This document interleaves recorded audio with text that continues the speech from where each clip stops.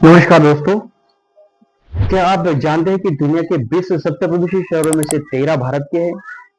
भारत में 10 गुना अधिक प्रदूषण है और दुनिया के 9 सबसे प्रदूषित शहरों में से 6 भारत में हैं, जो कि एक शर्मनाक है। दिल्ली दुनिया की सबसे प्रदूषित राजधानी बन चुकी है। दोस्तों, सबसे चौंकाने वाली बात यह है कि 138 देशों में से 126 यानी कि 91% देशों ने प्रदूषण नियंत्रण नियमों का उल्लंघन किया है। भारत में इस प्रदूषण के कारण 15 लाख लोगों की मौत हो चुकी है और यहाँ के लोगों की औसत जो आयु है वो 5.2 साल कम हो गई है।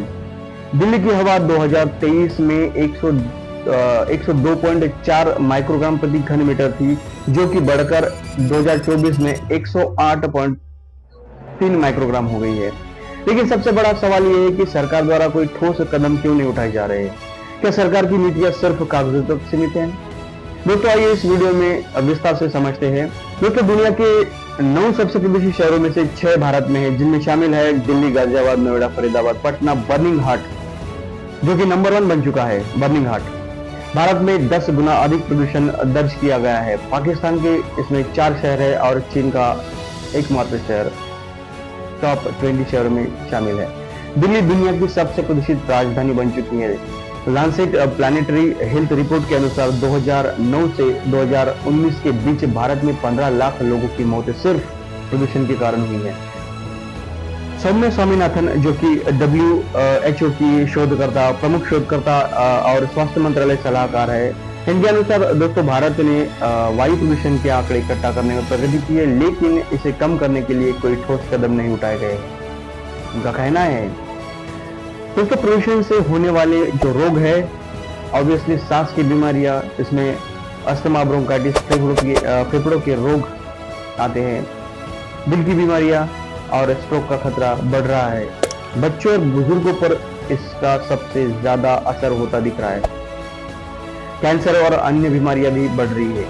दोस्तों, सरकार द्वारा प्रदूषण पर लापरवाही, दुर्लक्षित प्रयास देखा जा सकता है। हालांकि सरकार प्रदूषण को नियंत्रित करने के लिए कई योजनाएं तो चला रही है, लेकिन अव्यवस्था, लचर नीति, क्रियान्वयन और राजनीतिक इच्छा शक्ति की कमी के कारण ये प्रयास नाकाफी साबित हो रहा है। कानून और नियम, लेकिन अमल नहीं हो रहा है। सरकार ने राष्ट्रीय स्वच्छ वायु कार्यक्रम NCAP और BS6 उत्सर्जन मानक लागू किए हैं, लेकिन जमीनी स्तर पर इसका पालन होता नहीं दिख रहा है। फैक्ट्री और निर्माण स्थलों में प्रदूषण नियंत्रण के नियमों का उल्लंघन धड़ल्ले से हो रहा है, लेकिन दोषियों पर मामूली जुर्माना लगाकर छोड़ दिया जाता है।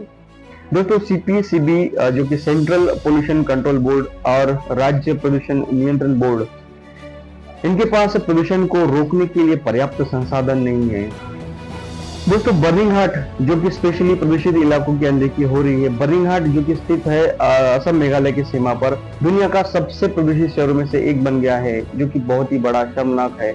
लेकिन सरकार की ओर से कोई ठोस कार्यवाही नहीं हो रही है। स्टील फैक्ट्री, डिस्टिलरी और औद्योगिक इकाइयों से निकलने वाले जो जहरीले उत्सर्जन को नियंत्रित करने के लिए कोई कारगर नीति नहीं बनाई गई।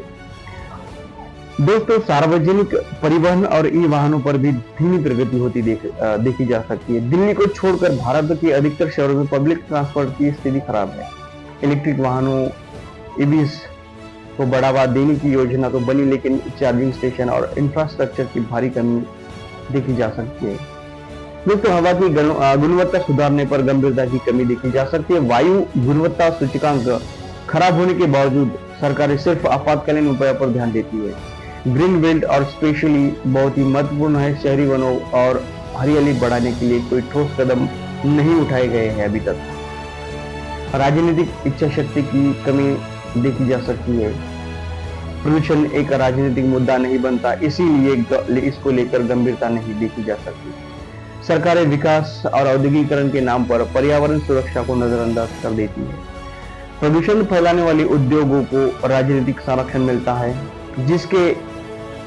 जिससे उन पर सख्त कार्यवाही नहीं हो पाती, जो कि प्रदूषण कम करने के लिए उपाय, जिससे हम कुछ हद तक प्रदूषण कम कर सकते हैं, जैसे कि इलेक्ट्रिक वाहनों को बढ़ावा देना और प्रदूषण नियंत्रण के कड़े जो नियम है उसको लागू करना चाहिए।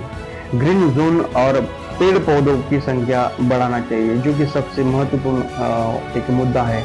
फैक्ट्रियों से निकलने वाले जो धुएं हैं उस पर सख्त नियंत्रण होना चाहिए। जनता को जागरूक करे और पब्लिक ट्रांसपोर्ट को बढ़ावा देना चाहिए। दोस्तों, वायु प्रदूषण सिर्फ सरकार की जिम्मेदारी नहीं है, बल्कि हम सभी की जिम्मेदारी है। ऑब्वियसली अगर हम अभी कदम नहीं उठाएंगे तो आने वाली जो पीढ़ियां है उनको गंभीर संकट का सामना करना पड़ेगा। तो आपके हिसाब से भारत में प्रदूषण कम करने के लिए सबसे जरूरी कदम क्या है? नीचे कमेंट बॉक्स में आप अपनी राय दे सकते हैं। और स्पेशली अगर ये वीडियो आपको पसंद आया हो तो इस वीडियो को लाइक करें, शेयर करें और चैनल को सब्सक्राइब करें। फिर से मिलेंगे अगले वीडियो में, तब तक के लिए हर हर महादेव।